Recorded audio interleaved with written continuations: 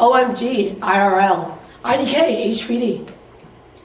Contrary to popular belief, that isn't the password to my computer. And don't worry, it isn't the newest word in the English language either. In fact, it's just an elaborate trademark that shows just how lazy we've become. In that particular string of random letters, it shows that, oh my gosh, it's your birthday? I completely forgot, and it's okay, I won't even call to wish you a happy one. Us as kids, adults, and even senior citizens now resort to saying, laugh out loud, without ever opening our mouths. We say, oh my gosh, without ever really being surprised. And the problem that I'm here with today is the question, is social media really making us social? First, let's whip out our phones and go back to the home screen and look at the bigger picture. Next, let's look around us to see what the effect is on everyone around us because of this little device in our hands. And finally, let's shut down our phone and have a long talk about some simple solutions that you can do each and every day. In 5 years, you can do a whole lot. You can go to college, get a good job, or you can play on your phone. On average, humans spend anywhere from 1.5 hours to 10 hours on their phones each and every day. Even the lower end of that spectrum means that you literally spend 5 years on your phone if you live to a healthy 80-year-old life.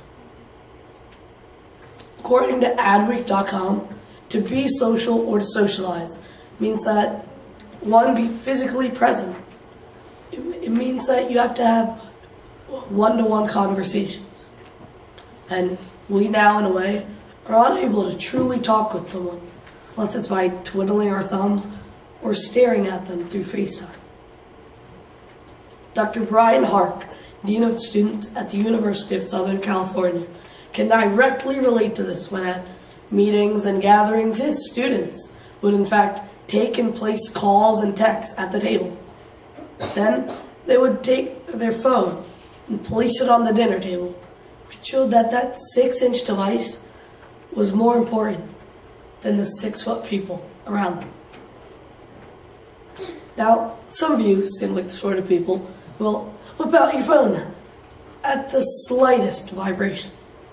Will rummage through your purse just to check you haven't somehow missed a ringing.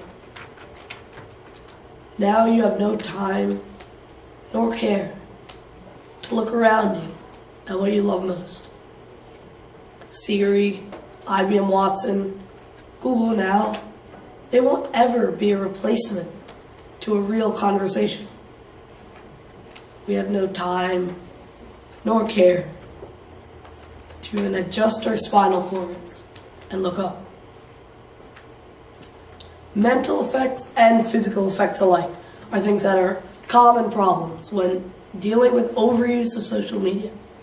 One study from HP Labs found that people succumbed more easily to peer pressure if their peers were on any type of social networking. For example, they were more likely to change their mind about preferring something. For example, one baby being cuter than another. And if enough time had passed and they could see that the side they were on was less favorable, they would change their opinion just to fit in. Researchers at Baylor University polled 164 students on their cell phone habits. They found that women spent approximately 10 hours on their phones a day. The men spent 8, and 60% of all of them admitted to being addicted to their phone. For example, getting simply agitated when their phone wasn't within earshot.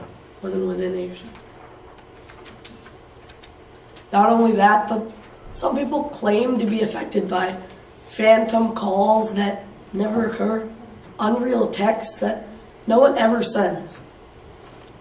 Now, instead of looking at the older generation, let's look at the younger one.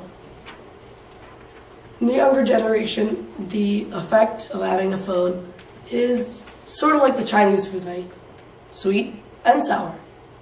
It's sweet because it gives them a sense of connectivity, and it's their go-to gadget in case of an emergency.